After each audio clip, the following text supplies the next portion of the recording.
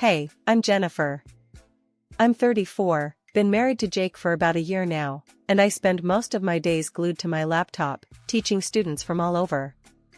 Life was cruising along pretty okay until the day it wasn't. You see, Jake and I live in this pretty awesome house my folks left me. It's big, cozy, and has been just ours until recently. Jake's folks, Martha and Bob, live just down the road. At first, it was kinda nice having them pop by. But then, the nice turned into a nightmare. Martha, with her lifetime badge of housewifery, started nitpicking everything from my cooking to how I kept the house.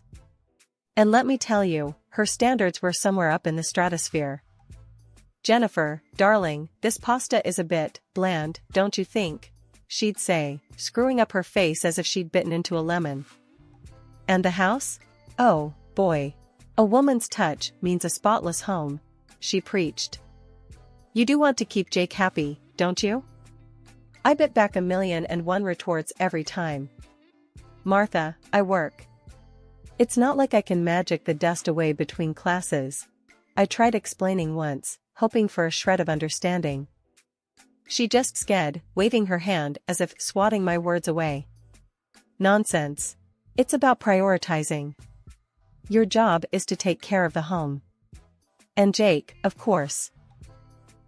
One day, she even had the nerve to inspect Jake's laundry, right in front of me. "You're letting him wear this? The colors have faded. You're not using the right detergent." I was seething, fists clenched so tight I could probably turn coal into diamonds. But I swallowed the anger, thinking, "Keep the peace, Jennifer. They're not staying with us. It's just a visit." But, man, those visits felt like they were stretching the fabric of my sanity thin. Really thin. One sunny afternoon, I was setting up my laptop for my next online tutoring session when I heard a truck pull up outside. Peeking through the window, my jaw nearly hit the floor. There was Jake, helping his parents unload boxes and furniture from a massive moving truck. My heart sank. This wasn't happening. Martha, ever the matriarch, was directing traffic like she owned the place, while Bob just seemed pleased as punch, not lifting much as he surveyed his new kingdom. Jake caught my eye and gave me an apologetic shrug. I stormed out. "Jake, what on earth is going on?" "Oh, hey, babe. Surprise. Mom and Dad are moving in with us. Isn't that great?" He was all smiles, clearly oblivious to the nuclear level of my panic and anger. "Great? Great? When were you planning on asking me, your wife, about this little life-altering decision?" I was practically spitting each word, incredulous. "Babe, calm down. It's just for a little while. They're having some financial troubles, and this way, they can rent out their place for extra cash. It's a win-win." Jake tried to wrap his arm around me, but I was having none of it. Martha chose that moment to waltz over, a commanding figure in her pastel cardigan and pearls. "Jennifer, darling, it's so sensible, don't you think? We're all family here. Plus, you've got so much space in this lovely house of yours. It was meant to be shared." Shared? This house was my sanctuary, left to me by my parents who are no longer with us. It wasn't just some communal flop house. I tried to keep my cool, but my voice had other plans. "Martha, with all due respect, this is my house. Don't you think this is something that should have been discussed?" "Oh, sweetheart, don't be like that. You know, family helps family. We'll make such lovely memories together." Martha was all but patting herself on the back, while Bob nodded along, adding his 2 cents. "Yeah, Jennifer, it's about time we all got closer, don't you think?" Closer? I didn't even know what to say. The arrogance, the entitlement. It was all too much. Jake looked between me and his parents, a deer caught in headlights. "Come on, Jenny. It'll be fine. What's mine is yours, and what's yours is ours, right?" Wrong. So very wrong. But as angry as I was, I couldn't bring myself to kick them out on the spot. Maybe it was shock, maybe it was that tiny voice in my head reminding me what family meant to Jake. So, I did what I'd become an expert at. I swallowed my fury, plastered on a smile, and welcomed them into my home. As the days turned into weeks, I realized this temporary arrangement was anything but. Martha and Bob made themselves right at home, critiquing my cooking, commenting on my lax cleaning habits, and generally making my life a living nightmare. Jake, meanwhile, was either at work or playing the role of the oblivious husband too well. The temporary situation started to feel like a life sentence. Every day, from the moment I cracked my eyes open to the second I collapsed into bed, was a marathon of trying to juggle work and the incessant demands of my new housemates. One morning, as I was prepping for a particularly important tutoring session, Martha barged into my makeshift office, a frown already etched deep into her face. "Jennifer, this place is a pigsty. When was the last time you dusted? And those cups from yesterday are still in the sink." I clenched my jaw, my fingers pausing above the keyboard. "Martha, I've got back-to-back sessions today. I'll get to it when I can," she huffed, crossing her arms. "In my day, we kept a clean house and worked. It's about managing your time better." Managing my time better? I wanted to scream. Instead, I bit back the harsh words and focused on the computer screen, though I could barely see it through the red haze of my anger. Bob wasn't any easier. He had this uncanny ability to need something right when I was in the middle of explaining complex concepts to my students. "Jennifer, where's lunch? I'm starving here," he'd bellow from the living room, oblivious to the "Do Not Disturb" sign I'd hung on my door. "It's in the fridge, Bob. Just warm it up," I'd reply, my voice strained with the effort to remain polite. "What do I look like, a chef? Can't you take a break and fix something?" he'd shoot back, his voice booming through the thin walls. Jake, bless him, tried to be the peacemaker, but his efforts usually amounted to little more than added frustration. "Jenny, can't you just drop it for today? Let's have a quiet dinner, yeah," he'd say, trying to smooth over the latest flare-up. Drop it? As if I was the one stirring up drama over lunch and dust bunnies. The pinnacle of this daily grind came one evening when I was trying to wrap up my sessions for the day. Martha decided it was the perfect time to lecture me on the importance of a tidy home, again. "You know, Jennifer, a cluttered house is a sign of a cluttered mind. Maybe if you tidied up more, you'd be less stressed." Less stressed? I almost laughed. Instead, I stood up, facing her square on. "Martha, I'm working. This cluttered office is paying our bills right now. And maybe if you're so concerned about the cleaning, you could help out?" Her face turned a shade of red I hadn't seen before. "I am a guest in this house, Jennifer. It's not my job to clean." Guest? The word echoed mockingly in my mind. Some guest they were, turning my life and home upside down. That night, as I lay in bed, staring at the ceiling, I couldn't help but think about the absurdity of it all. Here I was, busting my hump to provide, to teach, and to keep some semblance of peace in my own home, only to be criticized at every turn. Jake's soft snoring next to me was the only sound in the dark room. I turned to look at him, wondering how we ended up here. How did we go from newlyweds excited about our future to roommates, barely speaking, because his parents were driving a wedge between us? 3 months into what felt like the world's longest invasion of privacy, Jake came home early one day, looking like he'd just lost a fight with a bear.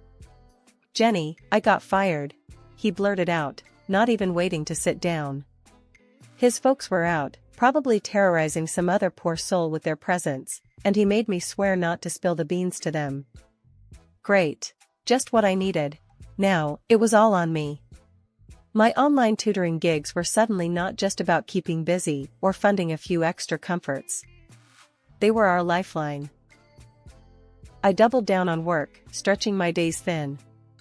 Before I knew it, I was not just tutoring, I was running my own online school. A small part of me buzzed with pride, but I kept it under wraps. No need to add fuel to the already blazing inferno that was our household dynamics. Money was tight. Tighter than a lid on a jar that's been sealed for a century. Every penny had to scream for mercy before being spent. It got to the point where I had to have the talk with Martha and Bob. Look, I know this is awkward, but I need help with the bills. Maybe you could cover half the rent? I asked, trying to keep my voice steady. Their reaction was as if I'd suggested they fly to the moon. What do you mean? Jake's got it covered. He makes plenty, Bob scoffed, waving off my request like a bad smell. Yeah, about that. I started, but Jake's pleading look stopped me. He wasn't ready for them to know. He pulled me aside later, whispering, "Just a little longer, Jenny. I'll find something soon, I promise." Promises. Right. Meanwhile, I was teaching, cooking, cleaning, and playing referee, all while trying to smile through gritted teeth. And Martha and Bob? They seemed to have turned complaining into an Olympic sport, barging into my office mid-lesson to demand attention, as if I was hosting afternoon tea instead of running a business. "Jennifer, this is unacceptable. You're always locked away in here. When are you going to make time for us?" Martha demanded one day, standing in the doorway with her arms crossed while I was in the middle of explaining algebra to a 15-year-old. "Martha, I'm working. Can this wait?" I hissed, trying to keep my voice down. "No, it can't. We're family, and you're neglecting us," she shot back, oblivious to the irony. Bob wasn't any better. "When's dinner? We're starving here, and you're just sitting around," he grumbled on a different occasion, ignoring the stack of papers and open textbooks around me. "Sitting around? Really, Bob? I'm teaching. And dinner is when you make it," I snapped, patience fraying like an old rope. Jake was apologetic, always whispering, "Thanks for holding us together, Jenny.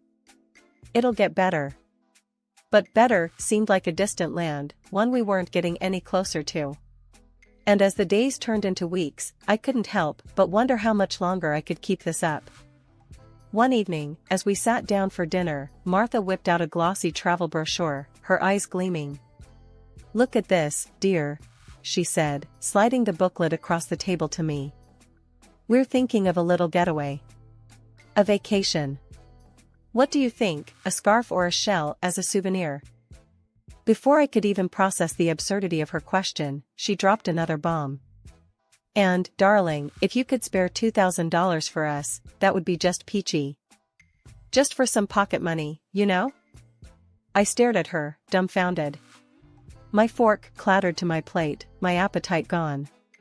"Spare $2,000? I echoed, incredulous. "For a vacation?" Bob nodded, as if it was the most reasonable request in the world. "Yeah, you know, for the little extras. Wouldn't want to miss out on the fun stuff." The room spun. This was beyond outrageous. It was as if they were living in a fantasy world where money grew on trees and I was the gardener. I couldn't hold back any longer. "How long do you plan to live at my expense?" I demanded, my voice rising. "You don't pay for anything. No rent, no groceries. And now you want me to fund your holidays too?" Martha and Bob exchanged glances, clearly not expecting the outburst. "Well, we thought Jake was taking care of all that," Bob said, attempting to sound innocent. I turned to Jake, my eyes blazing. "And what about you? Do you think this is okay?" Jake squirmed in his seat, mumbling something inaudible.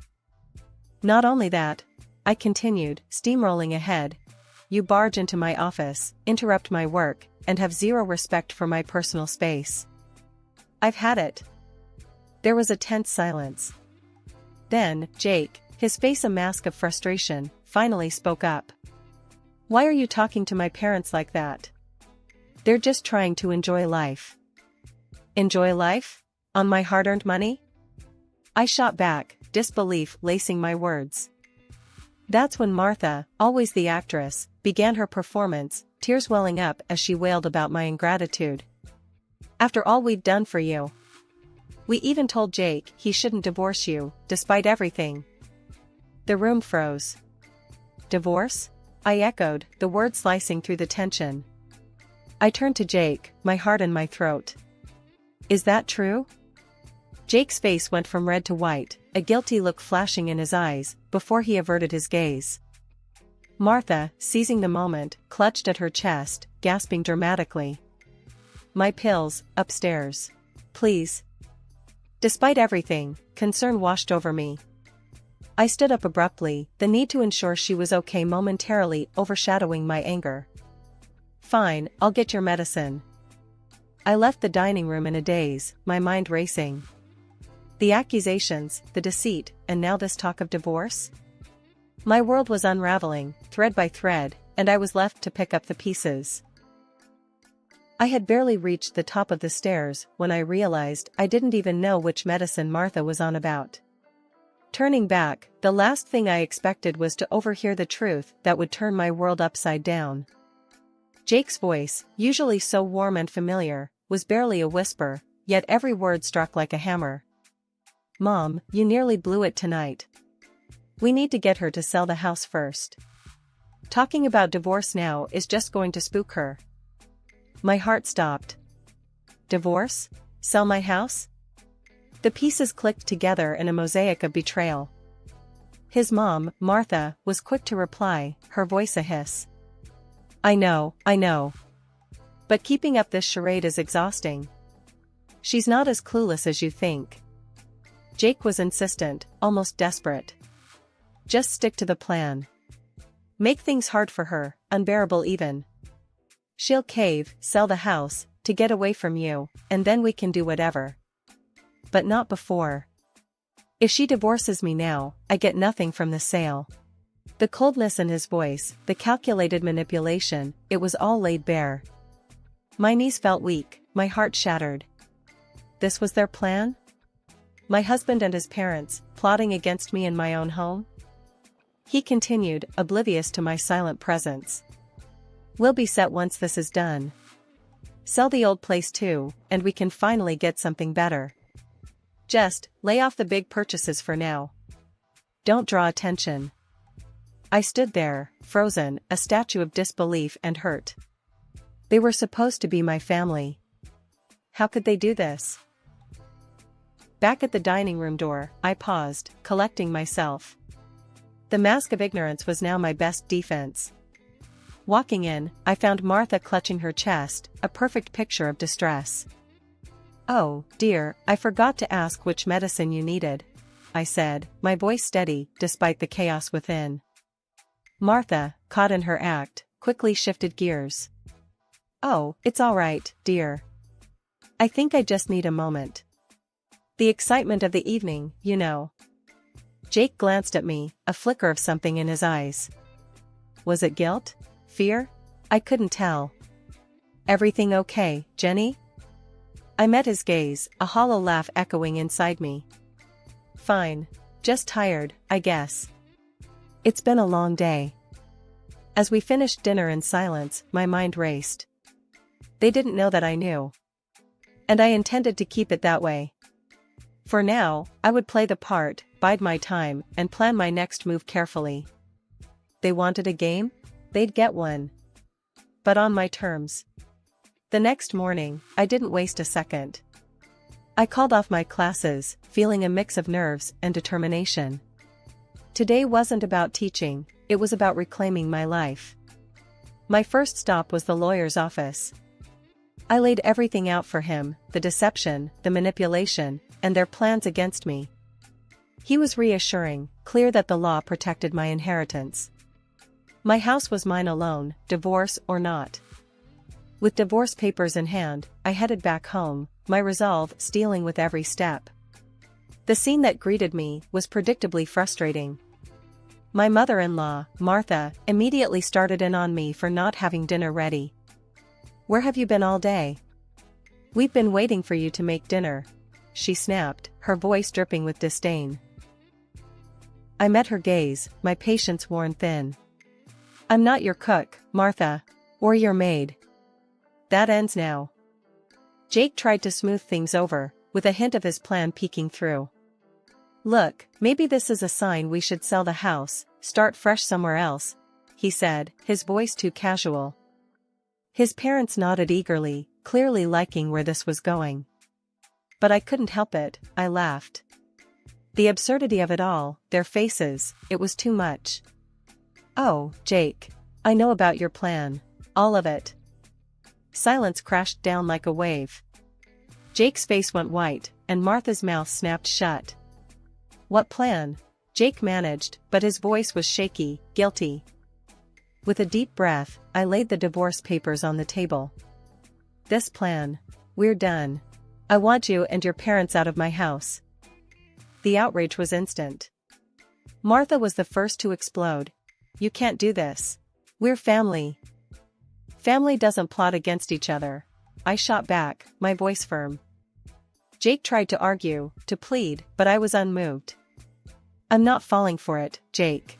It's over. I've already spoken to a lawyer. His defeat was evident as he realized the gravity of the situation. They had no legal ground to stand on, no emotional manipulation left to play. Reluctantly, with anger and frustration boiling over, Jake and his parents packed their things and left. After they left, the silence in the house was deafening, but it was the sound of freedom. I sat alone in the dining room, the echoes of their departure still bouncing off the walls. It was over. I could finally breathe again, but the weight of what had transpired hung heavy in the air. I wasn't sure what to do with myself. The routine I had been so accustomed to, despite its toxicity, was gone. I decided to call my best friend, Sarah. If anyone could understand, it was her. Hey, it's me, I said, the moment she picked up. Jennifer? What's wrong? You sound off. Sarah's voice was filled with concern. I laughed, a mix of relief and disbelief in my sound. You won't believe what's happened. Jake and his parents, they're gone. I kicked them out. What? Sarah practically shouted, surprise evident in her tone. Girl, what happened? So, I told her everything. From the overheard conversation to the visit to the lawyer and the final showdown. As I spoke, the reality of my newfound freedom began to sink in. Wow, Jennifer, that's... I don't even know what to say. Are you okay? She asked after a moment of silence. Yeah, I think I am. Better than I've been in a long time, I admitted, feeling a smile spread across my face. We chatted a bit longer, her support lifting my spirits even further. Hanging up, I felt a renewed sense of purpose. The house felt different now, it was mine again, truly mine. I could do whatever I wanted with it, fill it with new memories, maybe even redecorate. The days that followed were a blur of activity. I started making small changes around the house, clearing out reminders of Jake and his parents. With each box I packed away, I felt lighter, more in control of my destiny. I also threw myself into my online school, pouring every ounce of energy into something that was truly mine. It wasn't just a distraction, it was a lifeline, pulling me out of the murky waters of betrayal and onto solid ground. My students, my lessons, they gave me purpose, a reason to look forward every day. One afternoon, as I was prepping for a webinar that had garnered interest from corners of the globe I'd only dreamed of reaching, my phone rang. The screen flashed Martha's name, a name I hadn't seen or thought about in what felt like a lifetime. Curiosity overcame me, and I answered, bracing myself for whatever came next. Jennifer, dear, it's Martha. We need your help, she stammered, her voice laced with a desperation I'd never heard from her before. I hesitated, memories of their betrayal flashing bright and hot. What's happened? Our house, the one we rented out, it's gone. Burned down because of some electrical fault. And, well, the insurance. She trailed off, the weight of her omission hanging between us. And you didn't pay the insurance on time. So, now you're out, with nothing. I finished for her, not without a trace of cold satisfaction. Yes, exactly. We were wondering, hoping, really, that maybe we could stay with you. Just for a little while, she pressed, each word more desperate than the last. The audacity of her request left me speechless for a moment. After everything, they still saw me as a safety net, their backup plan. I found my voice, steadier and colder than I intended. No, Martha. That's not possible. You're strangers to me now.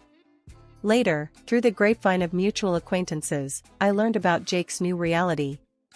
He'd taken a job, one far below the expectations and lifestyle he once held dear, just to scrape together enough for a roof over their heads and the basics. Part of me wanted to take satisfaction in his fall from grace, but another, deeper part of me just felt tired. Tired of the anger, the resentment. It was time to truly move on.